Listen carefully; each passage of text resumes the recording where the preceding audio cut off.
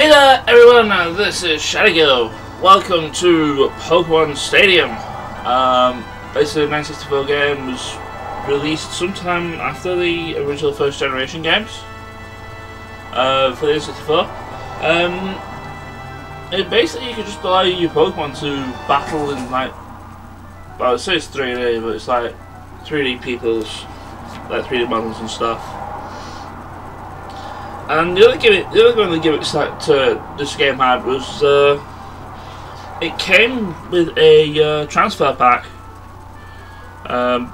packed in, so you could plug your actual game cart, Red, Pokemon Blue, or Pokemon Yellow. I have Pokemon Red in this case, so you can transfer your Pokemon over and watch them do battle in glorious fashion.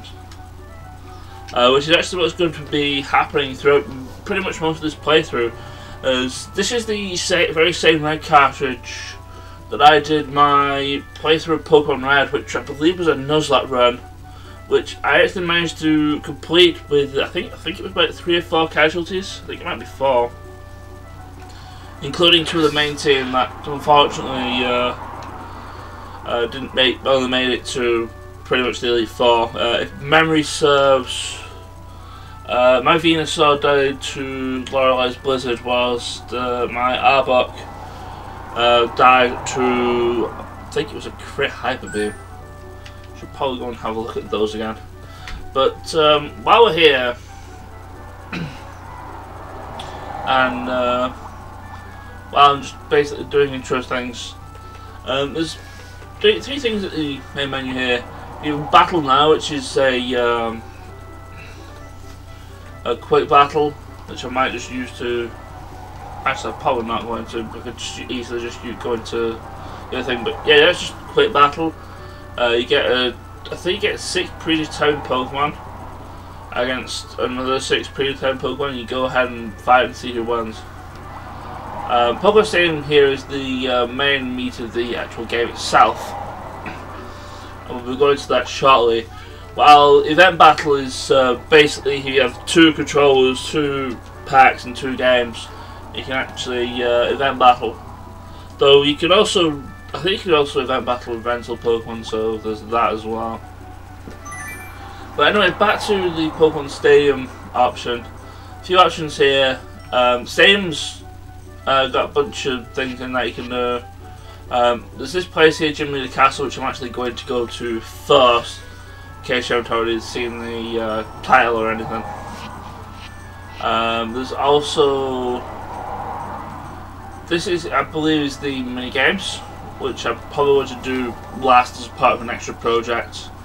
And Hall of Fame is where everything goes when you beat, I think it's the last cup in each of the stadium things. I'm not sure. Professor Oak's lab here helps you rearrange stuff on the actual game pack itself, so that's also a good thing. I don't know what this is. I think it's just like a free battle with your friends and stuff. And this is Game by Hotel, which is probably one of the more interesting things. Is basically you can use this to actually play your actual game on instead of a Game Boy, in case you kind of like don't have your Game Boy. You actually get 2 unlocks for this, which allow it to move at double and triple speed. I think you just need to beat stadium things in on the highest level. Anyway, in Stadium, there's basically 4 things here. There's the Petite Cup, which I believe uses non-evolved Pokemon. The Poke Cup, the Pika Cup, which are both level locked, and the Prime Cup, which basically isn't level locked. The Prime Cup I will be doing with the actual Red Nuzlocke team, but the other 3, because I don't really have any form of decent team on the actual cartridge itself, I'm actually going to be using rental Pokemon for those. So there's that. And probably by the time I actually get to do Prime Cup, I'm probably going to have level grinded all the team up to level 100. I did actually do some grinding with them. They're all at level 60 at the moment. But anyway, let's start up with Jimmy the Castle. I'll show off the battle things here as well. But basically, well, each thing has rules. The two that you generally see the most of is these two at the bottom. You can't have two Pokemon asleep or frozen at the same time, and you can't use self-destruct or explosion if your Pokemon's the last. There are some as you say, there's some with level restrictions. You can actually open all Pokemon, so you can bring legendaries to this. I think in the cups and stadiums, some of the legendaries are actually banned. Mainly Mewtwo and Mew. But general rules of Pokémon Stadium is that you go in, you pick 6 Pokemon from a team or from a set of rentals, and go ahead and ruin people's day.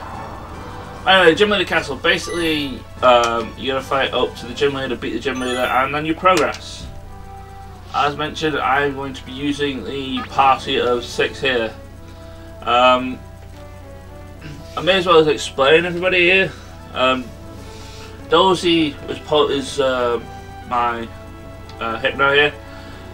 Basically, he's my special attacker. He has Psychic, he has Tri-Attack, which I know it's physical, but I think it's really the best I could do. I actually had to give it Flash in the Nuzlocke run because I couldn't find anything else that could use Flash. So yeah, it's kind of crippled by only really having 3 moves. 2 if you like not too keen on Hypnosis, but well, that's what you're gonna do really. Kimberly is my Aerodactyl. I really wish it could have learned Rock Slide in this generation because I'd rather have had that Kimberly have a Stab Rock move. But it doesn't learn Rock Slide in this generation, so I had to give it to Snakebite. I'll get to Snakebite in a minute. Anyway, she's super fast and has moves, I suppose. Also has Hyper Beam. A lot of my Pokemon do have Hyper Beam simply because I didn't really have anything else to put there since I've kind of more or less burned all my decent TMs. Because, you know, Nuzlocke run, you didn't doing that. Twilight Sparkle is my Rapidash. This is one of the ones I had to teach Hyper Beam originally before I had Ember. But I have Fire Blast, and Fire Blast can pretty much one-shot most things I need to use Fire Blast on anyway. Stomp, Takedown, Hyper Beam, Fire Blast is probably the best I could do with it, considering. Tessie, my Lapras, Surf, Hyper Beam again, Ice Beam, Psychic, probably also my Tank as well because it's a big and bulky and stuff. Bulbmin, which is my starting Venusaur. I am denying about giving this Hyper Beam over probably Sleep Powder, but then I changed my mind. And I'm uncertain whether I actually regret that decision, but well, we'll see.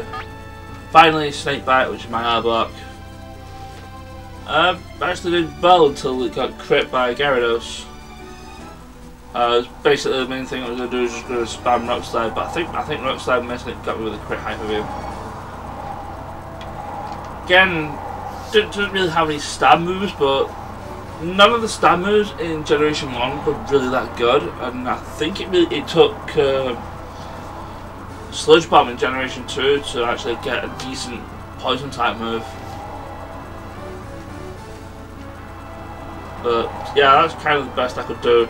Also, Snakebite originally had Dig. I actually taught Earthquake over Dig. Better, I suppose.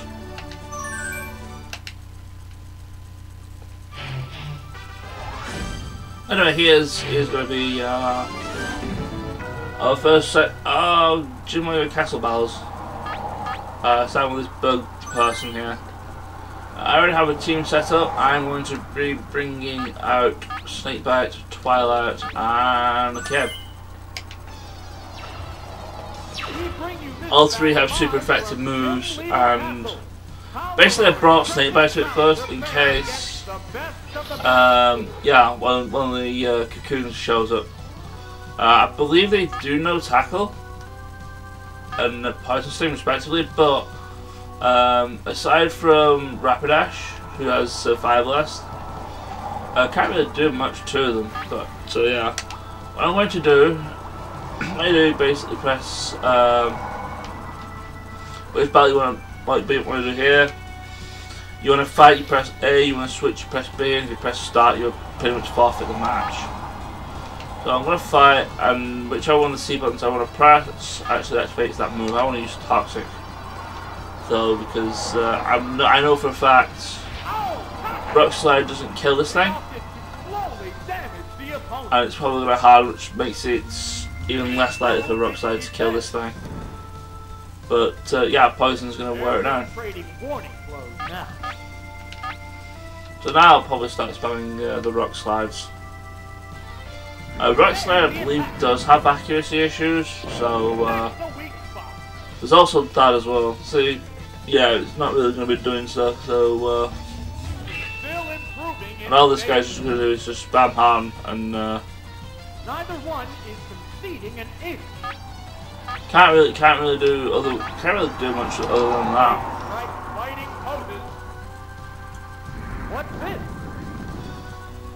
Perfect game. Aside from probably Crit, which would probably kill this thing. It's concentrating on its status. Not that it really matters, because I think, yeah, pretty much anything will kill it now. In this battle. No, I don't want to switch out. Might as well use Earthquake then. What's that? It didn't do much damage. Oh wow, no.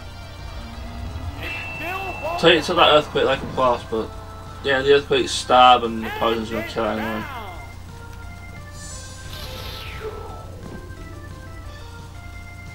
The problem will be if it also brought the Kakuna, because I can't Toxic the Kakuna. In which case I'm probably going to have to bring in Rapidash. Oh, it's Caterpie. Oh, you brought the Caterpie, good. The Pokemon are entirely different types. This should die to a Rock Slide. If it isn't, I'm going to get slowed down by a String Shot, most definitely. Looks like a bad Pokemon choice. Oh, there's 2 shots. Oh, you're actually going to try and physically tackle me, assault me even. You're adorable.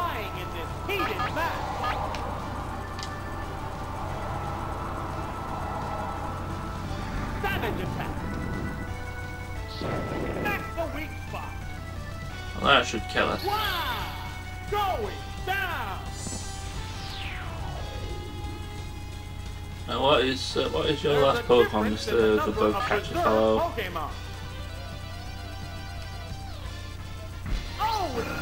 You have brought in your Beedrill. The remaining Pokemon count is 3-1. I was hoping you'd bring your Butterfree in, because Butterfree probably would have died to a Rock Slide straight up.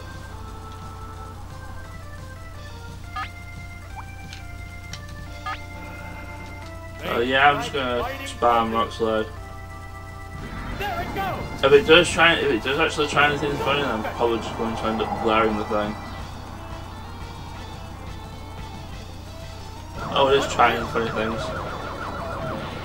I think originally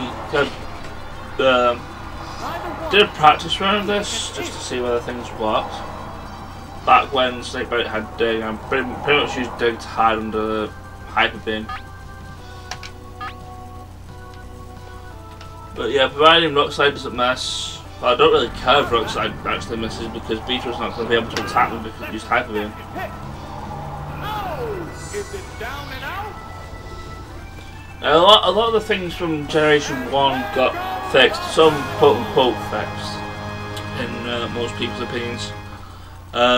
One of the better known examples is the move Focus Energy. In the actual games, Red, Blue and Yellow, Focus Energy was broken.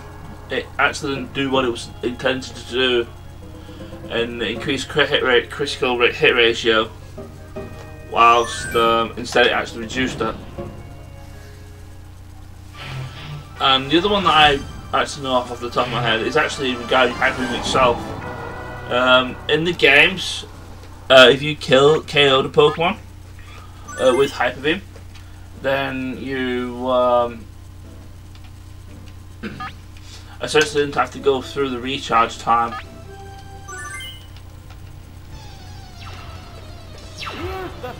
that happens with Hyper Beam, but in this game, I think games following that actually you do have to have the recharge time. But anyway, this guy, this second guy here, he brings up mainly grass and poison types, which is why Dozy's out front. Because Dozy's going to ruin everybody's day with Psychic. And this should essentially be 3 up, 3 down, simply because it's well, for starters it's Psychic, and for second it's a stab Psychic, and 3 it's super effective against poison types. Which this guy mostly has, aside from, I believe, the Paris. If it brings the Paris in, I'm probably going to have to swap out. Because I know for a fact the Paris will take a Psychic hit to the face like a champ. Amazingly enough, despite the fact that it really sucks otherwise.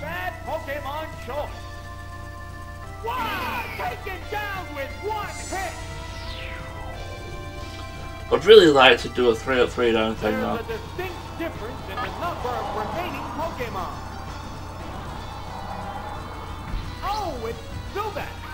Which we will do because it's a Zubat. Zubat will pretty much die to the Psychic Burst of Dozy. This is basically just what Dozy did anyway. It was just like, yeah, I'm just going to Psychic you fools until you all die, and you can't really do jack all about it. And pretty much everybody died. I mean, yeah, the Abra line is bad, but you couldn't get it now. You can't get it now because I'm with trading. So that's kind of why I didn't do that. So I have no means of trading. To be fair.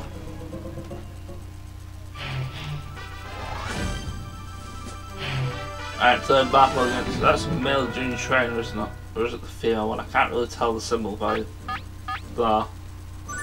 But it's mainly ground and a Farfetch'd, so let's bring Tessie, let's bring Bulbman, and let's bring Dozy in case everything goes wrong. It's the gym's third opponent. The gym leader is waiting right after this. Tessie has options against most of the pokes here. For all the ground types, we have Surf, and we actually do indeed have Ice Beam for this Farfetch'd. Ice Beam! Whoa! Looks like a bad Pokemon choice. Which I think is just like, oh, you're going to bring in a grass type, and he was like, well, I could do, but I also have Tessie, so yeah. I think at this point Tessie's pretty much ready to clean house anyway. Oh, it's Diglett! The Pokemon are entirely Diglett of all things might actually be able to outspeed me, but it's not going to live that long. What now? Yeah, Diglett's pretty fast. I actually wanted to use one for the Nuzlocke, and I think that was like the second casualty I had, and it died to a critical hit wing attack. A lot of the, well, apart from Bulbman and Snakebite, I think the other casualties I had were pretty much critical hit wing attack, quick attacks even, which was stupid, and I hate them for it. I still really wanted to use the Diglett, which is why I ended up in the Nuzlocke run, Snakebite ended up having to teach Dig to it. The battle has become one-sided. Whoa! Why did I pick Surf? To be fair, I think Surf could kill the Pidgey anyway. Major damage! Ice Beam definitely would have. Wow! That didn't take much! And there goes the battle! But yeah, 3 up, 3 down. No problem whatsoever.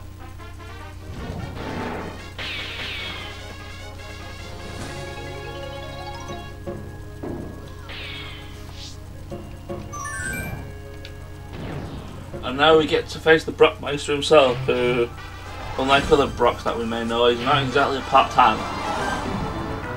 It's still essentially the first boss of Gym Leader Castle though.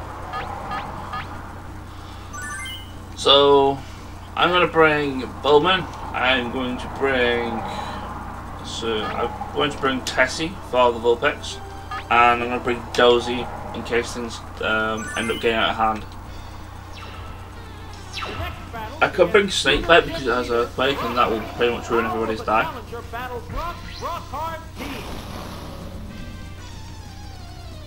But yeah, providing Brock didn't actually bring his Vulpix with him, Venusaur should do this fine. Because this is all I'm going to be doing. I'm just going to Razor Leaf. I'm just going to spam Razor Leaf. If I do end up taking a hit, then I use Mega Drive. It's just that simple.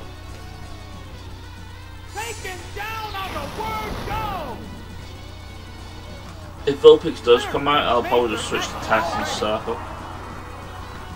Tess can pretty much take a hit from Vulpix, no problem.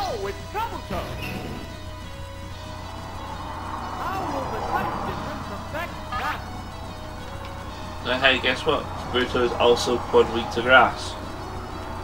A lot of the rock types kind of sucked in Generation 1 simply because they were quad weak to grass.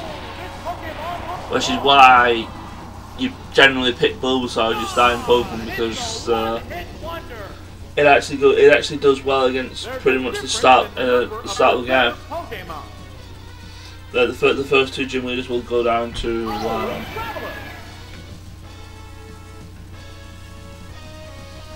Bulbasaur, essentially. The battle has become one-sided.